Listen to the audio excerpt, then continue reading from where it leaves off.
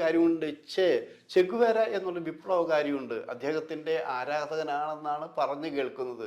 ഇദ്ദേഹത്തിൻ്റെ പേര് ഇപ്പോൾ അറിയപ്പെടുന്നത് ബോച്ചെ എന്ന പേരിലാണ് അറിയപ്പെടുന്നത്. ആലോചിക്കണം. ബോച്ചെ എന്ന് പറഞ്ഞാൽ, ചുരുക്കം പറഞ്ഞാൽ, പലരും ധരിച്ചത് ചെഗുവേരയുടെ ചേയാണ് കൂടെ ഇരിക്കുന്നതാണത്.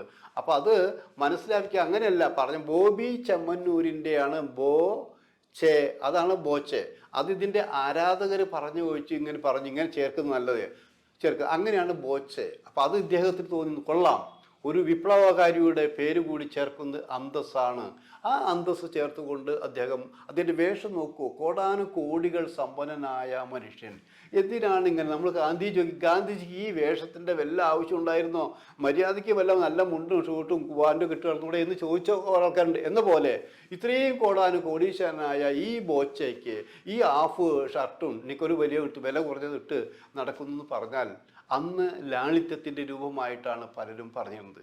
പക്ഷെ ലാളിത്യക്കാൾ ഉപരി മറ്റുള്ളവരുടെ മുമ്പിൽ ശ്രദ്ധിക്കപ്പെടണം എന്നുള്ളത് തന്നെയാണ്. ആ ശ്രദ്ധിക്കപ്പെട്ടുകൊണ്ടിരിക്കുമ്പോഴാണ് ഈ കുറച്ചു കാലമായി ഇദ്ദേഹത്തിൻ്റെ സ്വർണ്ണ സ്ഥാപനങ്ങളിൽ ഹണി റോസ് ഉദ്ഘാടനത്തിന് വന്നിട്ടുണ്ട്.